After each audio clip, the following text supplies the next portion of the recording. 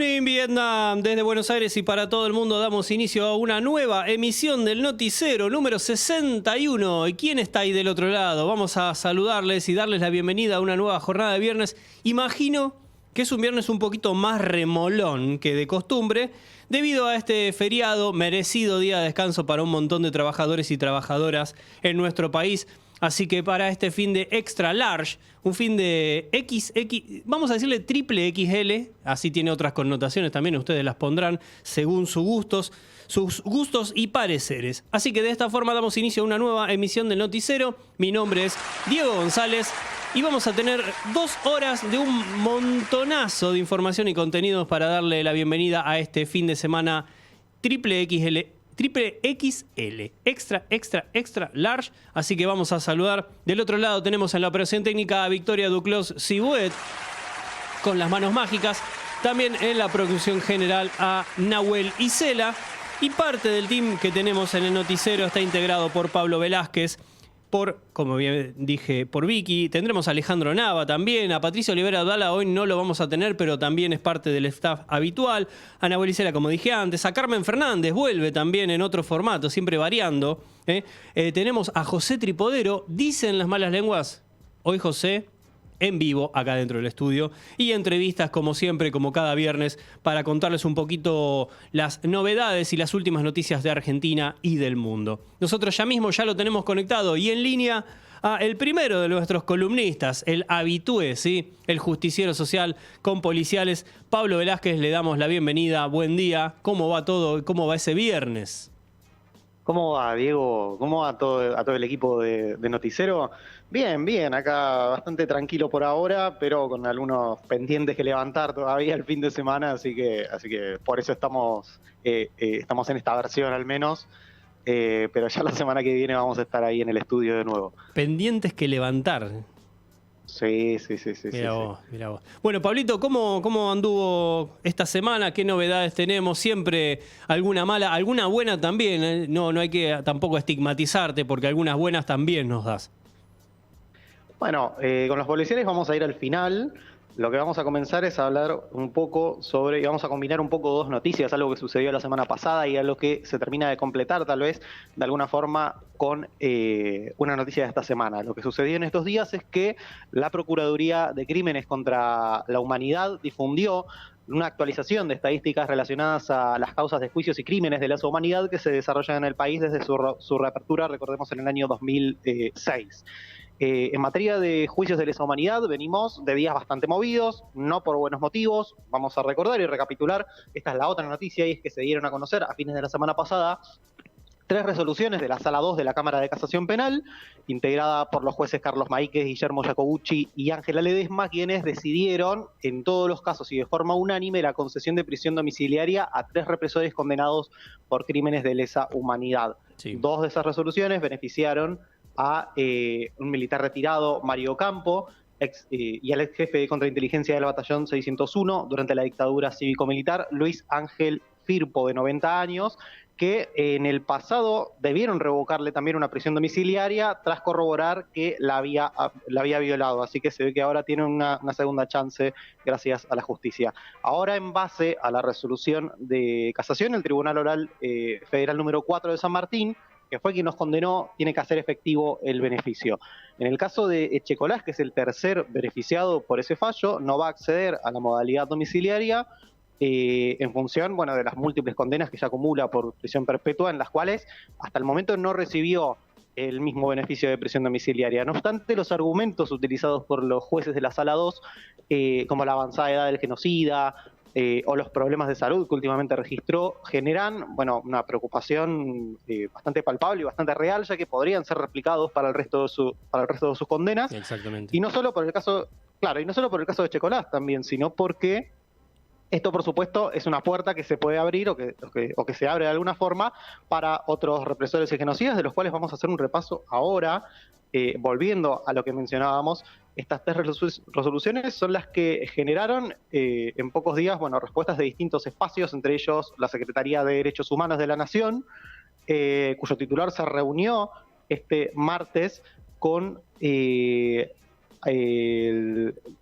con Alejandro Slokar, Mariano Borinsky y Ana María Figueroa, que son parte del Tribunal de Casación Penal, para evaluar mecanismos que agilicen el curso de los juicios y al mismo tiempo también se evalúen correctamente los casos de otorgamiento de prisión domiciliaria.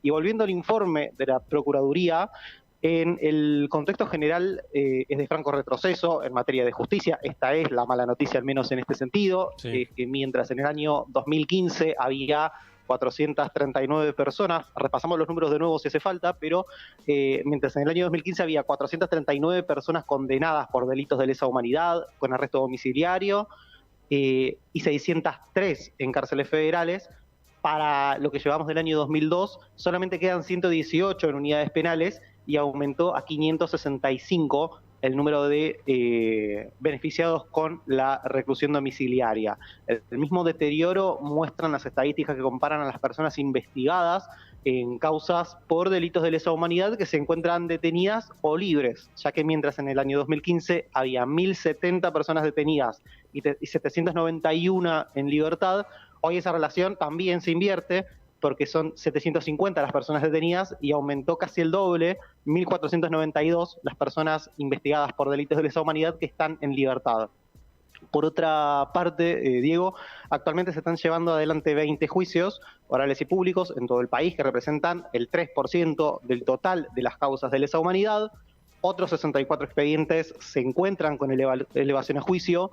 278 causas ya tuvieron sentencia, esto es casi la mitad del 44% del total, y aún resta determinar la instrucción de otras 272 causas penales, que es otro 43%. Así que en ese sentido venimos con un claro retroceso, o al menos una desaceleración en cuanto a la forma de impartir justicia contra genocidas y represores, porque si bien es verdad que el factor biológico y el hecho de que se termina el tiempo de impartir justicia porque se termina la vida en muchos casos, la verdad es que no hay forma de justificar el aumento de las prisiones domiciliarias otorgadas como un beneficio que en realidad no deberían haberlo recibido. Vamos a pasar, si no salimos del tema de lesa humanidad, vamos a hablar de un juicio importante al menos que se inició esta semana en la ciudad de Buenos Aires, y es que el Tribunal Oral Federal número 2 de la capital inició el juzgamiento a 5 ex integrantes de la Policía Federal y Gendarmería por delitos delitos de lesa humanidad cometidos contra 382 víctimas en el circuito represivo conocido como AGO, en la parte número 5 del juicio. Sería el quinto juicio al menos en este circuito. AGO es el centro que reúne o la triada que reúne a 3 centros clandestinos de detención, el Club Atlético, el Banco y el Olimpo. En juicios anteriores se comprobó que se trató de un centro que operó con el mismo personal, por eso es que se toma como una causa unificada, mantuvo a las personas prisioneras y las mismas lógicas represivas en las 3 sedes diferentes. El Atlético funcionó en la división suministros de la Policía Federal Argentina. El Banco se ubicaba en la división cuatrerismo de la Policía de la Provincia de Buenos Aires, en el partido de La Matanza, mientras que el Olimpo de la división mantenimiento de la Policía Federal Argentina está ubicada en el actual barrio de Floresta. Se comprobó el funcionamiento de este circuito represivo desde principios del año 77 hasta los primeros meses del 79.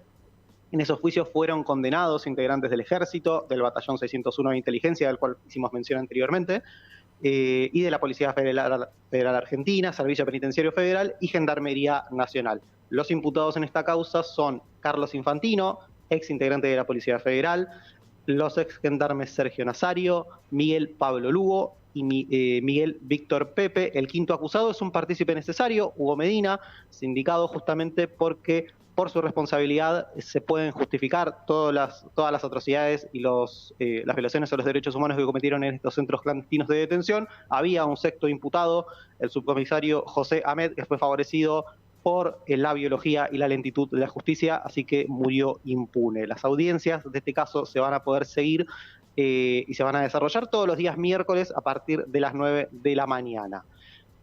Salimos de los temas de lesa humanidad y vamos a ir a algo relacionado con la policía.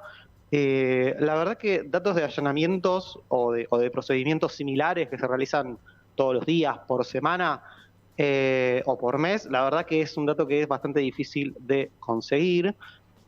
No siempre es noticia un allanamiento. Sin embargo, este último martes, por la noche, el allanamiento se realizó en el domicilio de Laura Ríos. Laura Ríos es militante antirrepresiva, integrante de la Coordinadora contra la Impunidad Policial, CORREPI, y además Laura es hermana de Franco Quintero, joven de 17 años, con retraso madurativo, víctima de gatillo fácil en el año 2018, y al mismo tiempo también es madre de Ezequiel Bazán, quien se encontraba en ese domicilio cumpliendo una detención domiciliaria por una causa armada por la propia policía de la provincia de Buenos Aires desde el 4 de junio de 2020. En el procedimiento denunciaron que se llevaron teléfonos, se llevaron dispositivos importantísimos en la investigación independiente que la familia estaba llevando en el caso de Ezequiel respecto a la causa armada, o la causa que denuncian como armada por la policía bonaerense, cuyos veredictos se espera para la semana que viene, para el próximo miércoles 22 de junio. Ahora, ¿por qué se dice que es una causa armada? Esto lo vamos a aclarar. Bueno, imagínate, Diego, algo tan simple como ir manejando por las calles de Merlo, como era el caso de Ezequiel Bazán, ser interceptado por un Ford Falcon del cual se bajan 3 policías de civil sin identificación, un vehículo, por supuesto, vuelvo a eso, aclaro, tampoco, por supuesto, estaba identificado. Los policías de civil no identificados que se bajan, comienzan a golpearte hasta que llegan patrulleros al lugar, en ese caso sí identificados, y en una cuestión de horas a noticiarte en la propia comisaría donde te tienen detenido que se te acusa por un robo agravado por el uso de arma de fuego. Bueno, la familia de Ezequiel hizo una investigación independiente.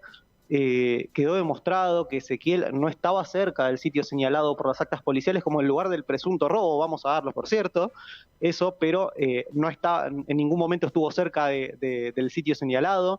Hay declaraciones de un testigo que supuestamente declaró en la comisaría en el momento de la detención, que fue citado varias veces por la fiscalía, y que jamás se presentó a ratificar su testimonio en sede judicial. Así que básicamente esto lo reduce todo a una cuestión de la palabra de los propios policías contra la palabra de Ezequiel.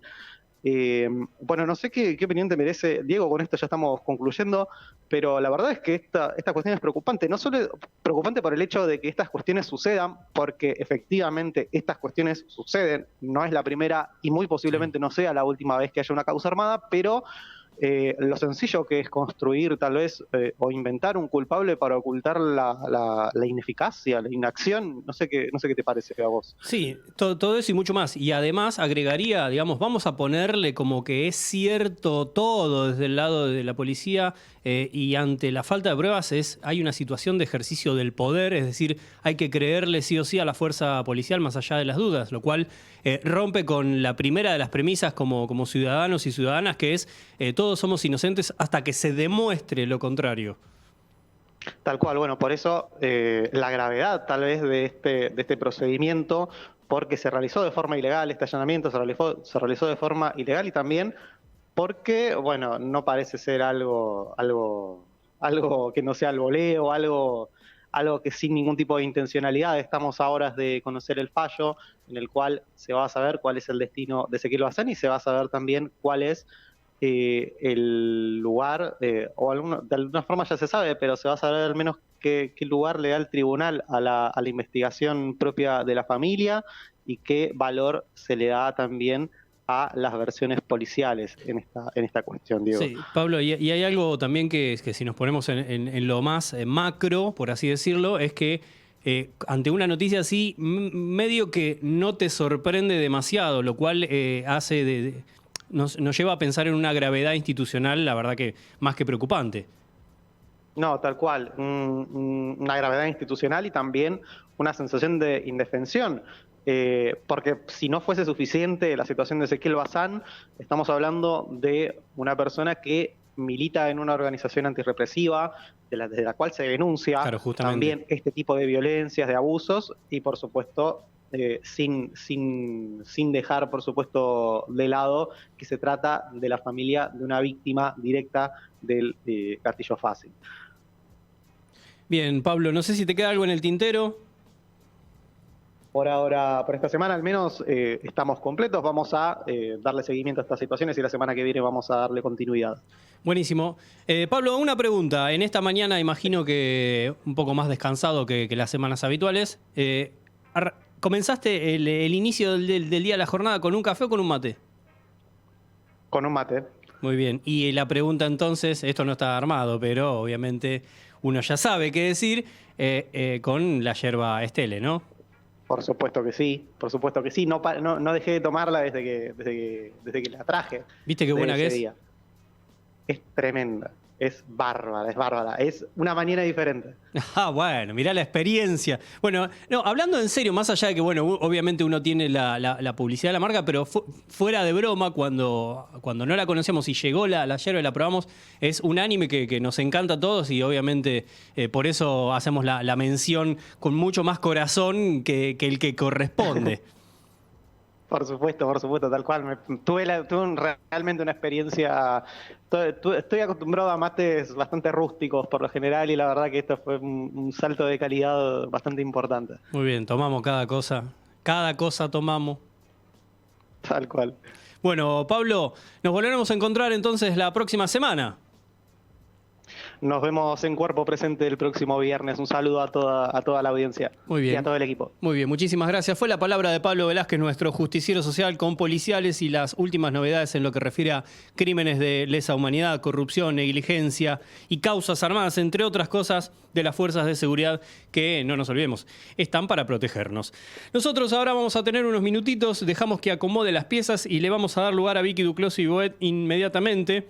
¿Por qué? Porque vamos a charlar de las últimas novedades en lo que refiere a un tema que viene siguiendo desde hace rato, que ya hemos conversado acá en el noticiero en anteriores oportunidades. Yo por lo pronto, mientras se va a acomodar y va a venir Vicky, les voy a contar, justamente como recién hablaba con Pablo, que nosotros tenemos el apoyo de Yerba Estele, Yerba Mate Estele, Yerba Mate Premium, producto de exportación, molienda fina, elaborada con palo, las dos. Medio que estoy vicié un par de meses sin palo, ahora estoy con la otra, con la de la cajita verde que ven acá, así que estoy más que feliz de la vida y obviamente el noti siempre se hace con un mate amargo, como dice la Constitución, ¿eh? Así que bueno, ahora sí ya la tenemos adentro del estudio. Viví la experiencia de Stele, Vicky, @Stele, STELLE.unite y conocer todos los productos que tienen para ofrecernos. Espectacular. Bueno, bienvenida Vicky. Bueno, y hay novedades después de tanto seguimiento, hay avances. Sí, hay un avance y es que tenemos una media sanción, se logró la media sanción para el proyecto de ley, que lo que hace es dar prórroga a las asignaciones específicas destinadas a instituciones e industrias culturales, lo cual significa que a lo que ya habíamos hablado en otro momento, que a fin de este año iba a vencer ese plazo y eso implicaba que ciertos impuestos específicos a la cultura se iban a seguir recaudando, pero no iban a estar destinados directamente a la cultura, sino que iban a pasar a rentas generales y eso se iba a redistribuir en un diseño de presupuesto dependiendo, digamos, de las necesidades del ministro de turno de Economía, sea quien fuere. Muy bien, eso repercutía no solo en la industria del cine, porque es algo en lo que te desenvolves, sino también, por ejemplo, en las bibliotecas populares, donde se hizo mención en varias oportunidades. Exacto, danza, teatro, música y medios, digamos, hay una parte también que tiene que ver con ENACOM y con algunos medios más pequeños, se puede decir. Los medios vecinales. Y también las bibliotecas populares, que hay que decirlo, la verdad es que fue uno de los temas, si bien el cine fue el que hizo, desde mi punto de vista, la mayor campaña para dar visibilidad a esta problemática. Es cierto. En realidad también las bibliotecas populares fueron como una especie de pilar con el cual muchos diputados y diputadas no se animaban a meter. Y eso es importante también, porque me parece que desde un lugar más silencioso fueron una parte muy fuerte que ayudó a que esto saliera adelante también. Pensar en que esas bibliotecas populares podrían dejar de existir o dejar de estar solventadas cuando cumplen un rol que muchas veces el Estado no está cumpliendo. Entonces, desde algún punto, todos los diputados y diputadas tuvieron que expresarse, aunque fuera en contra del proyecto, a favor de las bibliotecas populares, y eso, bueno, de alguna manera los puso un poco en jaque. Un poco de lo que sucedió entonces en esa larga jornada. Fue una larga jornada porque se trataron varios temas. Lo primero que se trató fue el proyecto de alivio fiscal para pequeños contribuyentes y autónomos. Y eso ya duró varias horas. Hay que decir que esto empezó al mediodía y recién a las casi 7 de la tarde se empezó a debatir el tema de asignaciones específicas, que terminó por salir casi a las 11 de la noche o alrededor de las 11 de la noche. Entonces se puede ver que hubo varias horas de debate. Hubo muchos oradores de 5 minutos cada uno, que parece poco, pero son muchos y se hace eterno. Hubo varios expositores, como decía recién, hubo cosas a favor y en contra. Dentro de lo que fueron las exposiciones a favor, nada, lo que hubo fue mucha argumentación respecto de qué es la cultura y para qué nos sirve, muchos defendiéndola desde el lado de una industria, otros hablando más de lo que tiene que ver como valor para la identidad de una nación. Algo que se debatió mucho para quienes estaban en contra tenía que ver con el plazo. Digo, hubo diputados y diputadas que, como por ejemplo Dania Tabela de Evolución Radical, que como otros que estaban en contra del proyecto en particular, se manifestaban a favor de la cultura y a favor del proyecto, pero en contra del plazo de 50 años. Esto fue el punto máximo de debate de este proyecto. ¿Por qué crees que el plazo era como el punto más álgido en el debate? Porque lo que argumentan, digamos, todo lo que es, sobre todo el bloque del PRO de Juntos por el Cambio, algunos bloques, bueno, las alianzas radicales y los liberales, tienen que ver con una cuestión fiscal que ellos dicen que no se puede prorrogar durante tantos años un impuesto y la asignación y el destino de ese impuesto, porque uno no sabe si dentro de 2-3 años la cultura cambió y hay que reasignarlos, o si sigue existiendo el cine argentino y hay que seguir financiándolo, o si tenemos otros problemas. Algunos dicen, bueno, si esta situación, digamos, de pobreza se recrudece, nosotros necesitamos esos impuestos para otras cosas. Digo, ese sería como el fundamento. El fundamento sería fiscal. Y de hecho, el proyecto que ellos proponían era acotarlo a 2 años, a 5, o incluso, y ojo con esto, porque el proyecto obtuvo media sanción y pasó a senadores, el propio senador Mayans, del Frente de Todos, que fue el frente mayoritario que votó esta ley, que aprobó esta media sanción, el senador Mayans propuso que durara 8 años esta prórroga.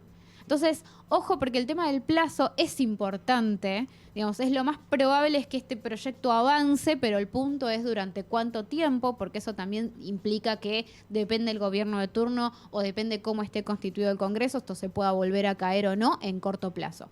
Y justamente algo que trataban de argumentar otros diputados que estaban a favor del proyecto, no solamente tenía que ver con el valor de la cultura y demás, sino de defender este plazo de 50 años, tratando de hacer entender que los proyectos culturales son a largo plazo. Claro. ¿Sí? Y son permanentes. Entonces, sí, hay una discusión ideológica detrás que tiene que ver con tratar a la cultura como soberanía, como identidad, como parte de la sociedad y de la ciudadanía, o bien como una industria justamente, y que en el caso de que se necesite el dinero para solventar otros gastos, inversiones, se desfinancia acá se saca de un lado y se pone en el otro. Sí, y en este sentido a mí me gustó lo que dijo Hilda Aguirre del Frente de Todos de La Rioja, que dijo que las políticas culturales son una construcción diaria, sostenida, permanente y a largo plazo. Digamos, para mí eso es una síntesis de cómo funciona esta, igualmente, y cualquier otra industria. Digamos, yo no conozco industria que diga puedo pensar de acá a 2 años y después vemos. Digo, me parece que los proyectos a nivel macro son mucho más largos y mucho más extensos, y la cultura como industria funciona de la misma manera. Ahora, esto habla de lo que es el futuro. En el presente, como para también quien no sepa, es este dinero que hoy se destina, que es lo que están planteando, que la posibilidad desde el punto de vista ideológico diga, bueno, hay que tomar este dinero, llevarlo a otro lado. Actualmente, ¿ese dinero viene de otros sectores o es puramente autárquico y se mueve en el circuito solamente de las industrias culturales, por así decirlo? Bueno, es que justamente son impuestos que se toman de la cultura y que vuelven a la cultura, ¿no? Como algo que siempre tratamos de hacer la distinción no es el IVA de la leche que vas a comprar al almacén, sino que son el 10% de las entradas de cine, que, insisto, si esta prórroga cae y digamos, esos impuestos no se van a dejar de cobrar, simplemente van a ir a otro lugar.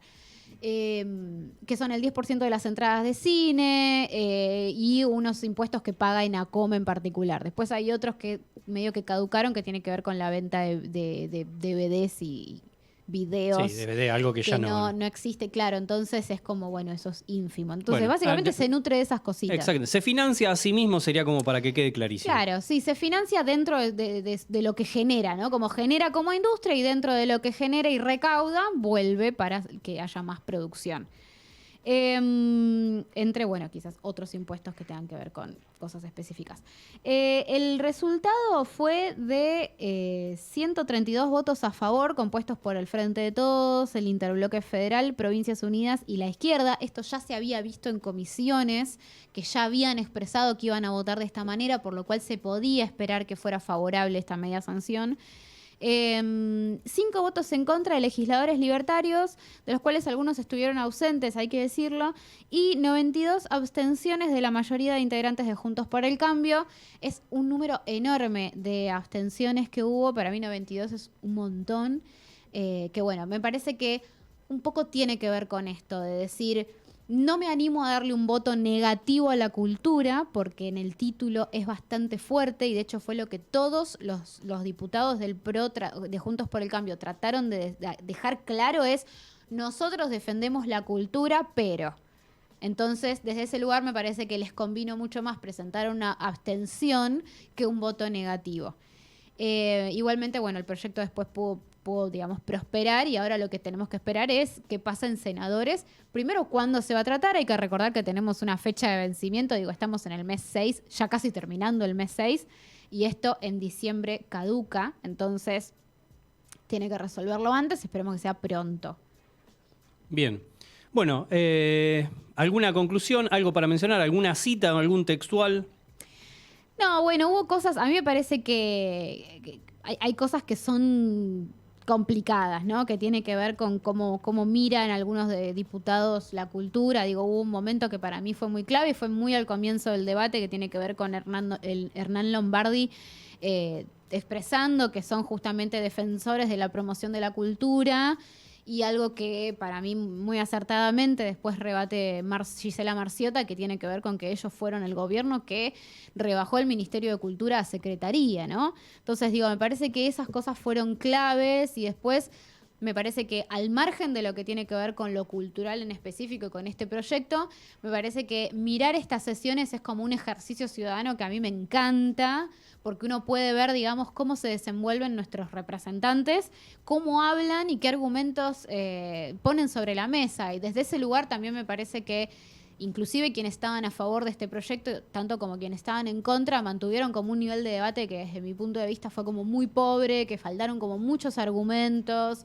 Algunas personas se pusieron como muy poetas a tratar de hablar de la cultura como en un sentido mágico, y eso, digamos, como que no nos sirve tampoco.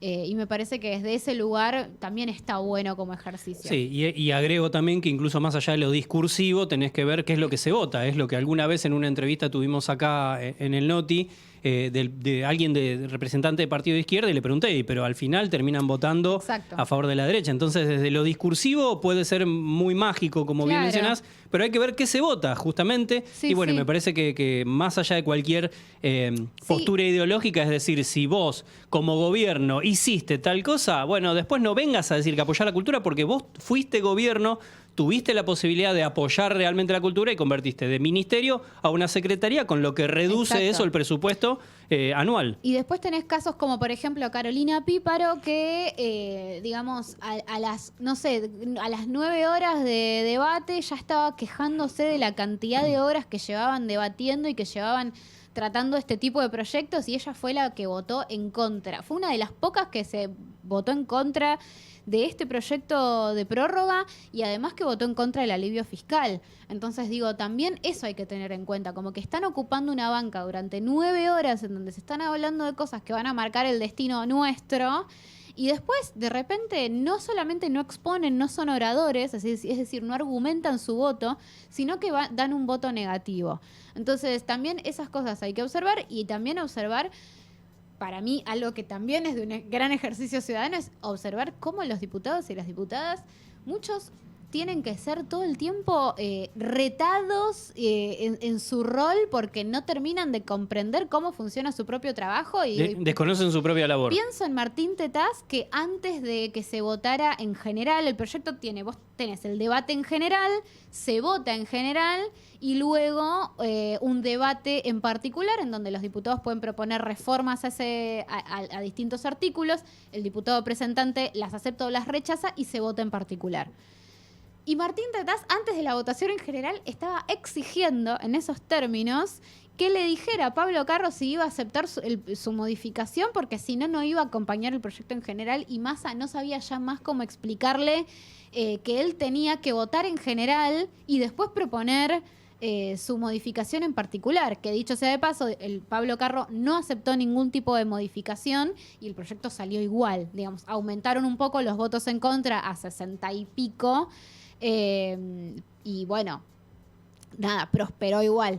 Pero nada, digo, me parece que es como muy tremendo ver cómo funciona el Congreso desde ese lugar también, y me parece que nos puede ayudar un poquito a tomar decisiones a posteriori. Muy bien, clarísimo todo, Vicky Duclos y Huet. ¿Te quedó algo en el tintero, como suelo decir cuando algo queda pendiente y nos vamos por las ramas? No, solamente corregir que después de la votación en particular se incrementaron los votos negativos a 29 y en 63 quedaron las abstenciones. Bien. Nada más. Muy bien, clarísimo. Entonces fue la palabra de Victoria Duclos y Huet, que viene siguiendo el tema, así que si quieren saber qué ocurre justamente con la prórroga, las asignaciones culturales, las industrias, y qué pasó. Hoy en clase B quizás ¿Hay fueguito? Hay archivo, así que... ¿Hay archivo? Nos vamos a reír un poquito quizás de la sesión de ayer. Ahora que estamos más tranquilas y que hay una media sanción, vamos a traer las perlitas, los highlights del día de ayer, así que pueden escuchar. Imagino que no solo en clase B habrá mención de estos temas, sino en el próximo podcast de Sucesos Argentinos. Exactamente, Sucesos Argentinos, que se está cocinando. Que hace Vicky con el chico. Con el chico del podcast, señor José Tripodero, que quizás en un rato lo tienen por acá. Muy bien, muchísimas gracias. Fue la palabra entonces, como dijimos recién, de Victoria Duclos y Huet, hablando un poquito de todo lo que refiere a la industria audiovisual. Industrias culturales es un término que yo me acuerdo cuando estudiaba en la Facultad de Comunicación, siempre se cuestionaba, justamente la cultura no debería ser una industria, pero bueno, se la denomina así justamente porque tiene que ver con conceptos, presupuestos y otras cosas que a veces no debería estar asociado a la cultura. Pero eso será para otra discusión, para otro debate, para otro intercambio de palabras, para alguna entrevista, ¿por qué no? Le tiro la pelota a Nahuel Isela. Lo que no le voy a tirar ahora por la cabeza, obviamente, es la música, porque vamos a disfrutar buena música para pasarla bien en esta jornada de viernes, pero antes de escuchar una buena canción de viernes, vamos a escuchar también el resumen, el flash informativo con lo más importante que hay que conocer en esta jornada de feriado, que ustedes seguramente estén disfrutando en sus casas y para quien les toca trabajar porque no les acompañamos en este día que está bastante lindo, aunque todavía sigue estando fresco. Luego les tiraré el pronóstico del Servicio Meteorológico Nacional. Así que ahora, flash, música y ya volvemos. Fin de los aumentos. El Gobierno Nacional, mediante un decreto, confirmó que no habrá más aumentos de tarifas de luz y gas en el resto del año para el 90% de la población. La medida diferencia 3 sectores y el de mayor poder económico no tendrá subsidios. Fijan el plazo. El Banco Central de la República Argentina subió la tasa de interés para plazos fijos hasta 53% anual. La medida busca promover el ahorro en pesos y bajar presiones inflacionarias.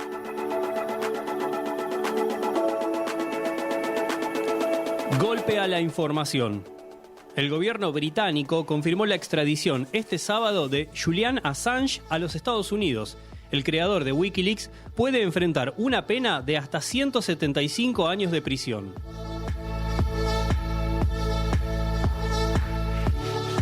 Circular en Córdoba.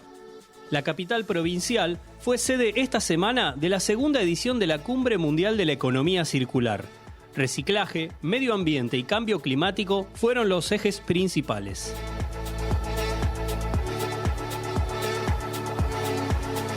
Otra vez mundialistas. Argentina volvió a candidatearse como organizadora de la Copa Mundial de Fútbol en conjunto con Chile, Paraguay y Uruguay. Se había dado de baja la iniciativa durante el gobierno de Mauricio Macri.